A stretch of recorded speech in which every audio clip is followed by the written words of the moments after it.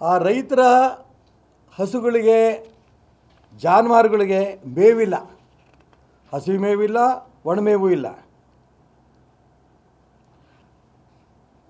ಇಂಥ ಒಂದು ಪರಿಸ್ಥಿತಿ ಕರ್ನಾಟಕ ರಾಜ್ಯದ ಇತಿಹಾಸದಲ್ಲಿ ಬಂದಿರಲಿಲ್ಲ ಅಂತ ಎಲ್ಲ ಹೇಳ್ತಾ ಇದ್ದಾರೆ. ಈಗ ನಾನು ಹೇಳೋದು ಇಷ್ಟೇ, ರಾಜ್ಯ ಸಚಿವ ಸಂಪುಟ ಯಾವಾಗ ಆಗುತ್ತೆ ಗೊತ್ತಿಲ್ಲ. ಮುಂಚೆ ಹೇಳಿದ್ರು ಅಧಿವೇಶನದ ಮುಂಚೆ ಆಗಲ್ಲ, ಅಧಿವೇಶನ ಆದಮೇಲೆ ಅಂತ. ಆ ರಾಜ್ಯದ ಉಸ್ತುವಾರಿ ಹೇಳ್ತಾರೆ ಮರ್ಯಾದೆ ಉಳಿಸ್ಕೊಳಕ್ಕೆ ಅಧಿವೇಶನದ ಮುಂಚೆ ನಾವು ಮಾಡ್ತೀವಿ. ಇನ್ನು ಎಷ್ಟು ದಿನ ಅದೇ ಅಧಿವೇಶನಕ್ಕೆ? ಏನು ನಿಮಗೆ ತೊಂದರೆ? ಪತ್ರಿಕೆಗಳು ಬರ್ತಾ ಇದೆ, ಸಿದ್ದರಾಮಯ್ಯನವ್ರದ್ದು ಒಂದು ಲಿಸ್ಟು, ಮಂತ್ರಿಗಳಾಗೋದಕ್ಕಿಂತ ಒಂದು ಲಿಸ್ಟು, ಡಿ ಕೆ ಶಿವಕುಮಾರ್ ಒಂದು ಪಟ್ಟಿ. ಇದು ಕಾಂಗ್ರೆಸ್ ಪಕ್ಷನಾ?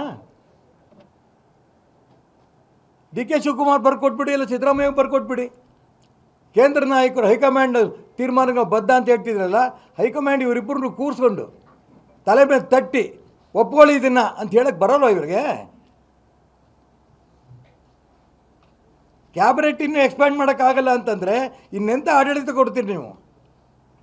ರಾಹುಲ್ ಗಾಂಧಿ ಮೇಲೆ ಹಾಕ್ತಾ ಇದ್ದಾರೆ, ಯುವಕರಿಗೆ ಅವಕಾಶ ಕೊಡಬೇಕು. ಇವ್ರು ಕೊಡೋಂಥ ಎಲ್ಲ ಪಟ್ಟಿನ ಅವ್ರು ಕಿತ್ತು ಬಿಸಾಕ್ತಾ ಇದ್ದಾರಂತೆ, ಲೆಕ್ಕಕ್ಕೆ ಇಟ್ಕೊಳಲ್ಲ. ಯುವಕರಿಗೆ ಅವಕಾಶ ಕೊಡಿ. ನೀವು ಯುವಕರಿಗೆ ಕೊಡ್ತಿರೋ, ಮುದುಕರಿಗೆ ಕೊಡ್ತಿರೋ, ನೀವು ಯಾರಿಗಾರ ಕೊಡಿ. ಇನ್ನು 1.5 ವರ್ಷ ಅಧಿಕಾರ ನೀವು ಮಾಡಬೇಕಲ್ಲ. ಅಧಿಕಾರ ಮಾಡೋದಕ್ಕೆ ಜನ ನಿಮಗೆ ಅಧಿಕಾರ ಮಾಡೋಕ್ಕೋಸ್ಕರ ಕೊಟ್ಟಿರಬೇಕಾದ್ರೆ ಇನ್ನು 1.5 ವರ್ಷ ಕ್ಯಾಬಿನೆಟ್ ತಕ್ಷಣ ಇದನ್ನು ಎಕ್ಸ್ಪ್ಯಾಂಡ್ ಮಾಡಿ ಅದನ್ನು ಜನಗಳ ಹತ್ರ ಹೋಗಿ ಜನರ ಸಂಕಷ್ಟಗಳು ಕೇಳ್ಕೊಳ್ಳಿ. ಸಂಪೂರ್ಣ ಬಿಡದಿ. ನಾನು ಅದಕ್ಕೋಸ್ಕರ ಹೇಳ್ತೀನಿ, ರಾಜ್ಯದ ಜನರ ಹಿತದೃಷ್ಟಿಯಿಂದ ಸರ್ಕಾರ ಇರೋದು. ಮುಖ್ಯಮಂತ್ರಿಗಳು ಹೇಳ್ತಾ ಇದ್ದಾರೆ ನೀರನ್ನು ಪೋಲ್ ಮಾಡಬೇಡಿ. ಸಿಂಗ್ಟಾಲೂರು ನೋಡ್ಕೊಂಬನ್ನಿ, ಗದಗ ಜಿಲ್ಲೆಯಲ್ಲಿ.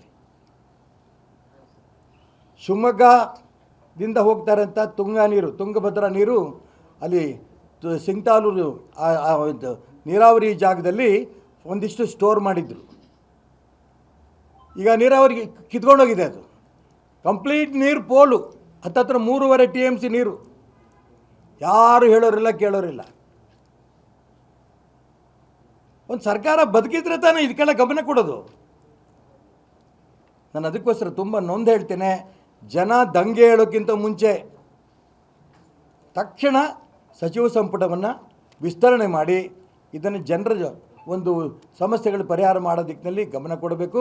ಮತ್ತು ರೈತರ ಜಮೀನುಗಳಿಗೆ ಹೋಗಿ ಇಡೀ ರಾಜ್ಯದಲ್ಲಿ ಎಲ್ಲಿ ಅತಿವೃಷ್ಟಿ ಇದೆ, ಎಲ್ಲಿ ಅನಾವೃಷ್ಟಿಯಾಗಿದೆ, ಎಷ್ಟು ಬೆಳೆ ನಷ್ಟ ಆಗಿದೆ, ಇದನ್ನೆಲ್ಲವೂ ಸರ್ವೆ ಮಾಡಿಸಿ ಕೇಂದ್ರ ಸರ್ಕಾರಕ್ಕೆ ಕಳಿಸಿ. ಕೇಂದ್ರ ಸರ್ಕಾರಕ್ಕೂ ನಾನು ಒತ್ತಾಯ ಮಾಡ್ತೇನೆ, ಈ ದಿಕ್ಕಿನಲ್ಲಿ ನೀವು NDRFನ ಹಣವನ್ನು ದಯವಿಟ್ಟು ಬೇಗ ಕಳಿಸಿ. ಇದು ನನ್ನ ಒತ್ತಾಯ.